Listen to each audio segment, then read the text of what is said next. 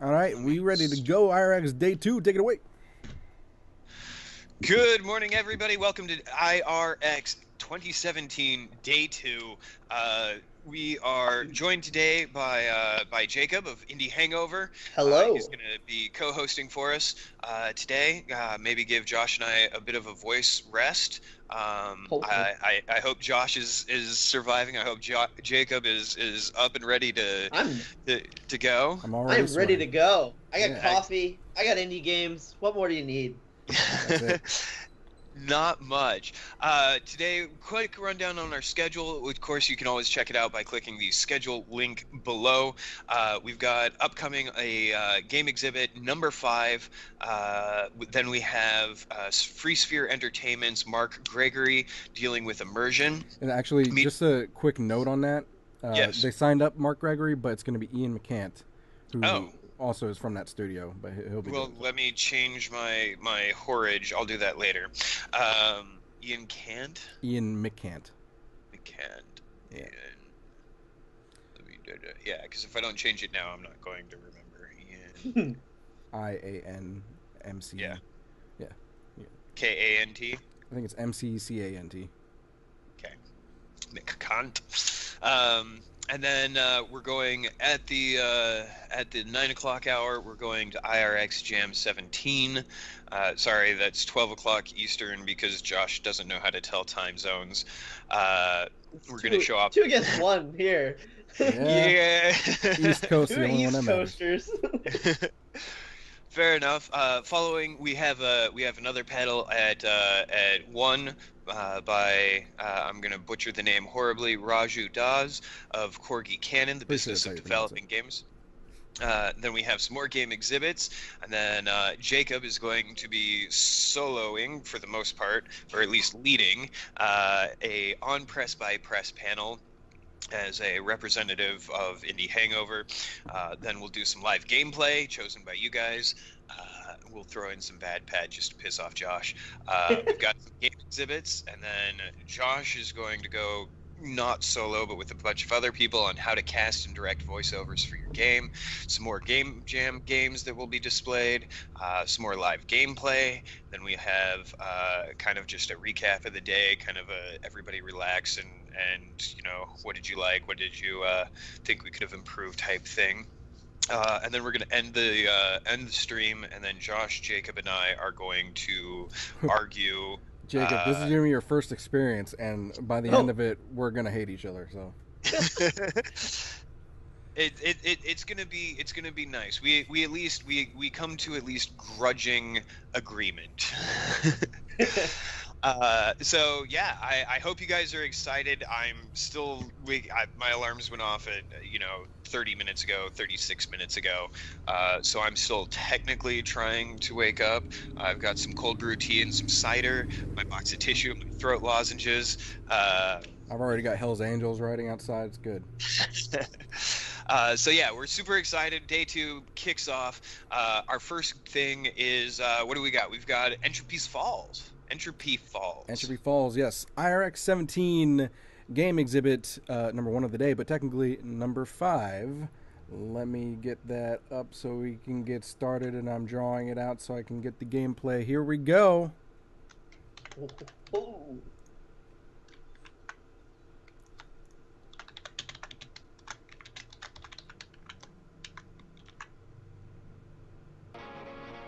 You know what you must do, Chaos.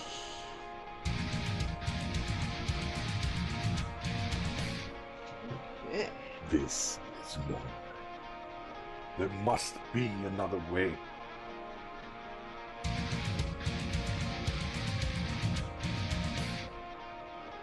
Do not wish to see them ever again. Vanquish the Nine and vessel their souls. Very well.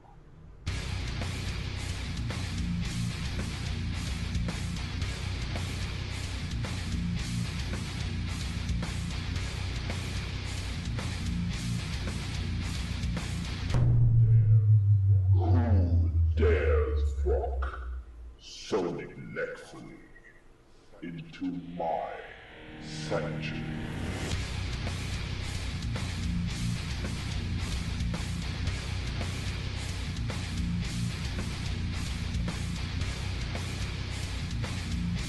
They say that purpose, a cause, is what keeps you. I am bound to my cause. This is all I have left. You and I, Chaos, are nothing but pawns in the largest scheme of things.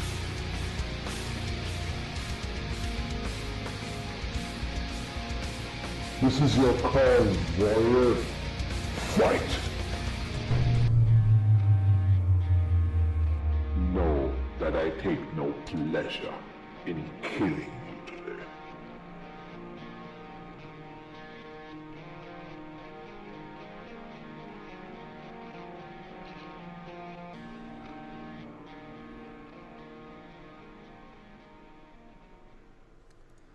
First off, poor small studio is the one that made Entropy's Fall, and I will say that they win the most apt name for an indie studio of the weekend. Entropy's Fall. First thoughts, epic scale with cool physics, I gotta say. The swinging and the latching onto the walls, and then the boss fights. Remember, Rev, we were talking about yesterday with Hunter's Legacy, how those old school boss fights where you're working with strategy and patterns and stuff like that. It's what it looks like with this thing, except the bosses are huge. So I'm getting kind of a like if I was to pick two big games that I kind of get the feel on this, it's a cross between Salt and Sanctuary meets what is it? The Guardians? No. Shadow of the Colossus. Shadow of the Colossus. Yeah. That's the one. You practically stole that out of my brain. I was going to say the exact same thing. The epic size automatically says Shadow of the Colossus. But between that and kind of it looks like it's pretty unforgiving as well. So I'm thinking, kind of the Salt and Sanctuary, Soulsborne-esque feel to it. And I llove their musical choice for it. Like I'm a sucker for like dark metal. So but it's what's cool. I mean, there's a good flow to the action of the character. But during the boss fight, especially, it's not just you hacking at the boss whenever he's like stunned or whatever happens. You're climbing up his sword to get stuck. You're trying to get his sword stuck in various places. You're leaping at him. You're climbing across the side with your knife. You've got that spell right there that you can see right now that pushes him backwards, even though he's huge. There's even like environmental interaction, like if you get him to hit that gong, which makes it just sound so ominous. Right. There's a lot of really cool detail when it comes to the gameplay in this. Yeah, I mean, it's even small, but if you look at like the climbing animation, it looks like you're really struggling to climb, and I think that sets a really nice tone that you're doing this uphill battle against these giant bosses. It puts the scale into the forefront of the fact that you're really a small dude doing something basically superhuman. So, I don't know. I'm really excited about this. Surprised, actually, to be honest. I'm Why? I don't know. I just wasn't when I was looking at this in the first place, I wasn't expecting all the fine detail in the gameplay. Gotcha. So. I guess I could see that. Dex points out that it clearly and like they said in the trailer, this is really pre-alpha. Do we know if they've done their that thing, their Kickstarter, their crowdfunder? Let me go. Because it says it said it's coming up. There's an Indiegogo they have listed on their website, and it's actually already over. They unfortunately did not make their goal, which sucks. But it's one of those things that, hey, I mean, you got something going here. Just keep going with what you're doing. It might not go as fast as you'd like. Right. And then, as many devs that we've talked to about crowdfunding, it's try again when you have a bigger audience. When you built up an audience, and you'll be able to. Sometimes it's the fifth crowdfunder that does the trick. Right. And the art design of the game looks kind of cool too, where it's kind of this mishmash. Like, I mean, this centaur boss that you're seeing now has some kind of Japanese, like, samurai influences, but then there's another boss that you see in the first part of the trailer that looks Greek. Kind of Roman. Greek. Yeah. So I kind of like how the art design is definitely going. That's cool. I wonder if he's going through various mythology throughout the game. That would be cool. I wonder if that's the case, and it just kind of switches art styles as it goes, or it could just be a mixture of it. But either way, it looks pretty cool. Well, you know what else is cool? What? I don't know. What's cool? It's Ice Cold? The next game. Yeah, let's do that. But also, real quick, if you have any questions about it, some game Kerr, gamer, is in chat and is the developer of Entropy's Falls, and it looks like we were. I'm pretty sure it's Sugar Maker, but it's spelled like without the. I'm really bad at lack of vowels. All right. So next up is SPIME. All right, and actually I forgot this one again, since it's this is another Suits and Nukes game. So it's a like a Let's Play video, and the video credit goes to Holly and Ollie, whoever they are. But SPIME, anyway, is another one from Suits and Nukes, David Mills. And he, of course, you can always tell because he has like a signature art style that he always uses. It's his art. He does everything in the game, actually. This one's a little bit different from a lot of his games because his games tend to be a little bit more on the gruesome side, usually speaking, like you saw with Nightmare Fishing Tournament. This is more sci-fi, like mental kind of horror. Basically, you get trapped in this diner, and you get looped through. You're in like a time loop, and there's this. Basically, was a child who is like a time cop or something like that, and he basically fucks up, and you get stuck in this time loop, and you're just trying to go through, trying to get out, and eventually, I don't want to spoil it, but things happen. Get to the end, and did we show this on did we show this on IGR? We did, for free fun, and and I will totally humbly point out that I was a voice actor in this, actually. Yeah. Mm-hmm. So actually, also just to kind of give a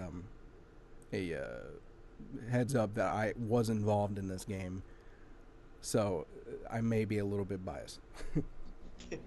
I think that the first thing in seeing this trailer that really stands out to me is the design on those like ghosts that look like they're kind of like white noise. Awesome.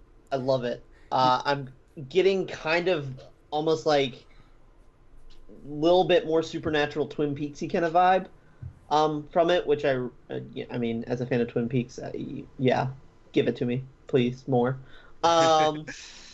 But yeah, it looks really cool, and you mentioned that the other games from Suits and Nukes are pretty gruesome, but this doesn't necessarily look that outwardly gruesome. Yeah, he actually said that he tried something a little bit different. This is a little bit of an experiment for him. And this is one of his, I don't know if it's the most recent, but it's definitely one of the more recent ones from him.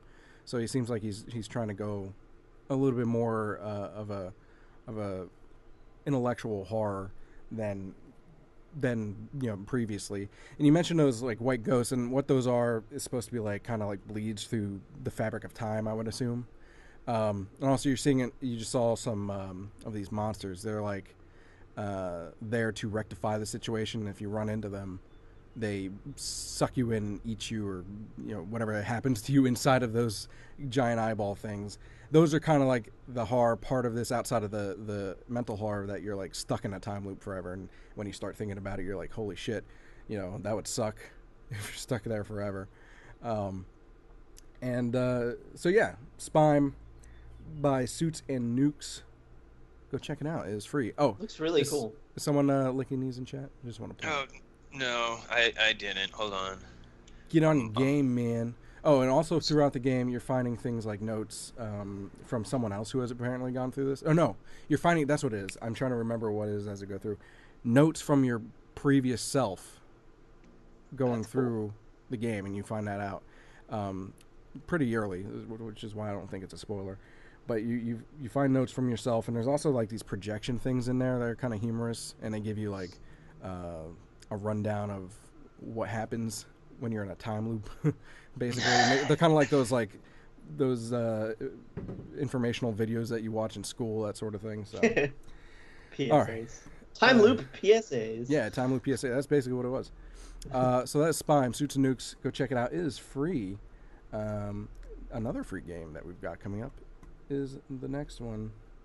Plan C. Plan C.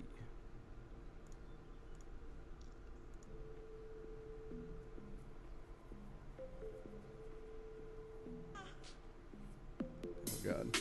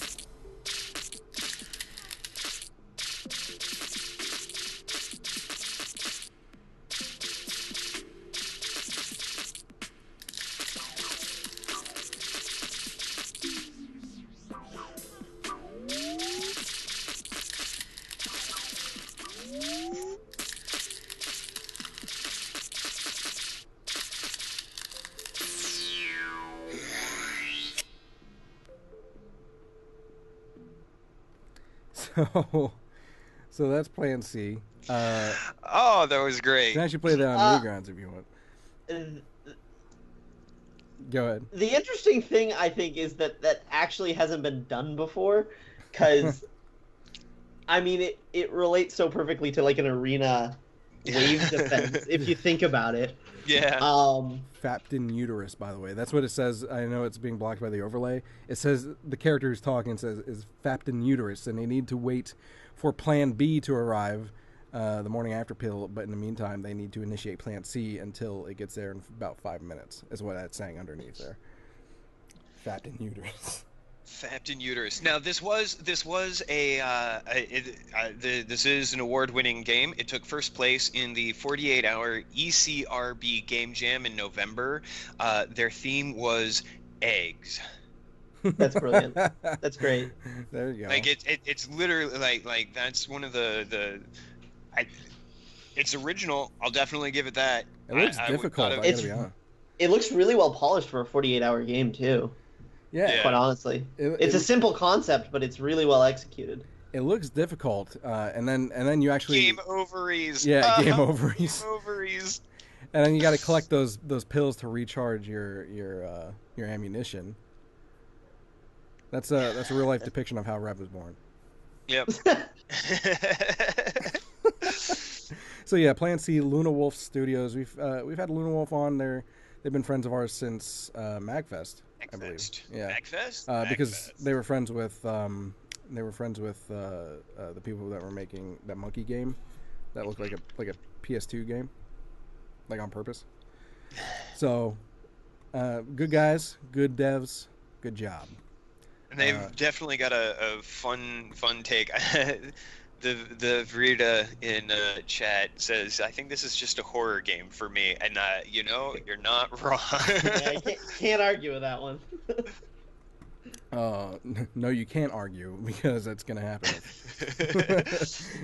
Anyway, something else. Speaking of horror games, we've got one coming up. Exorcise the Demons.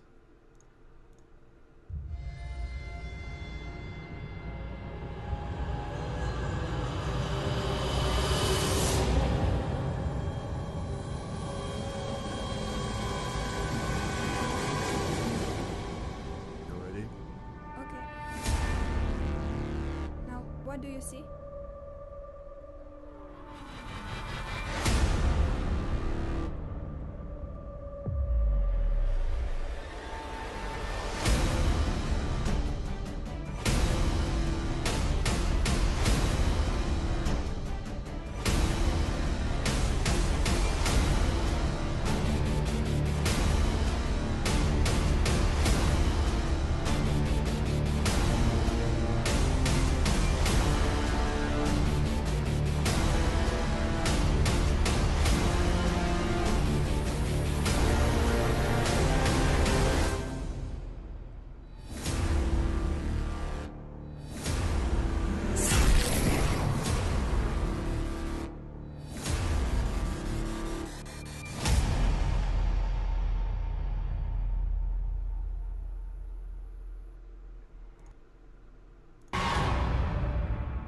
So keep talking and nobody explodes with demons. Basically, that's what happens. Keep talking, nobody explodes with demons. You, one person reads what's basically the Necronomicon to the other, while the other actually performs the ritual to exorcise the demons out of your life.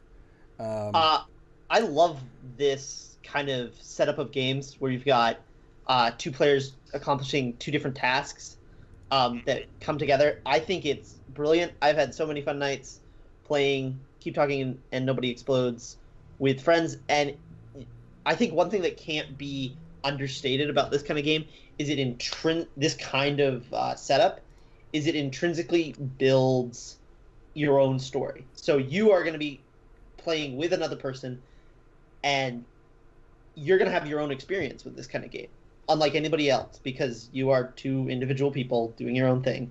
And your ability to communicate or lack of ability to communicate directly outcome. Because I mean, part of the thing that I struggled with when I was playing Keep Talking is that at least the variant that they had at Indiecade relied a lot on colors, and I'm a tad monochromatic, so my partner's like, yeah, cut the green wire, and I was like, I'm gonna guess here, That's greenish. That's like a green.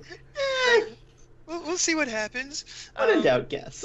Exactly. My team died a lot because who knew? Actually, I would have rather you'd been the one to read the book. I don't know if that would have been any better because wouldn't it spell out the color though? I don't really think it does, but I'm not sure. Did it? Okay. I only saw it once at Indie East, and it wasn't working. Oh no. This game also has a nice setup in that any sort of game like this, they can just keep adding basically modules of different aspects. So right now it looks like basically you've got candles that you're arranging in a certain shape. Add in, certain combinations of alchemical items that you have to put together correctly. It's really easy to expand this kind of formula and create new content for people. And this wasn't made strictly for VR. The VR is actually a stretch goal, so you don't need a VR device to play this game, just to point that out there. But yeah, Exorcise the Demons by Midnight Games.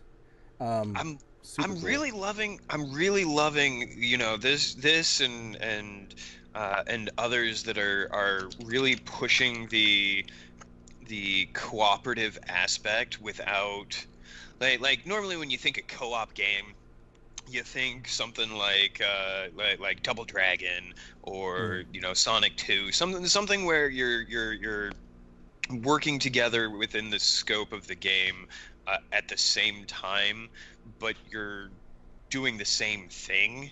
I like that there's a horror game that I saw last Indicate. I wish I could remember its name, where you're basically trying to free yourself and your partner, but you like each one of you can only do certain things. You're like tied to chairs, and the monsters are coming in the dark, and all that fun stuff. I like that they're putting more of this communication and this asymmetric gameplay into these kinds of moments. Really looking forward to seeing how that expands over time. There's another game that's coming out relatively soon. I can't remember the release time frame off the top of my head, called Hack Tag, that is like this too. That is looks I'm really excited for, where one player is playing as a field operative, and one person is playing as basically the techie.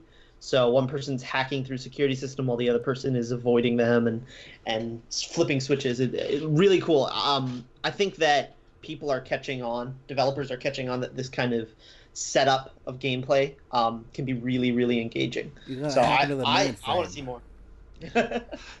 I'm kind of curious as to what the actual consequence is for when you fuck up in this game. Like, do the demons eat your face, or does the world end? Like, what? I wonder what happens. Because, I mean, obviously, keep talking, nobody explodes, the bomb explodes, right? Right. So, I wonder what happens in this one. Also, VDEX in chat says that he wishes it was a 3-player game where, and this is actually a cool idea, where player A reads the book, B summons them, and player C kicks the demon's ass. So, I kind of like that idea, to be honest, where it's basically like Doom Guy. Well, like Jacob said, I mean, the setup that they have for this is distinctly modular. Like, yeah, you wanted to add, if they wanted to add something like a 3rd player, I don't necessarily think that fits within what they're going for. You could summon like different kinds of demons with different rituals.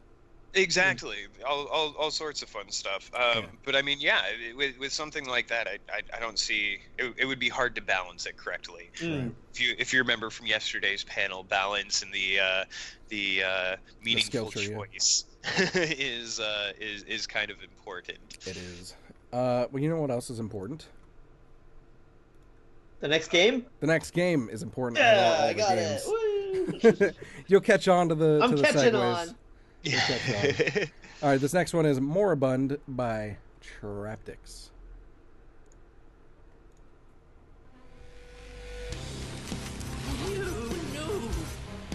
Game over. So juicy.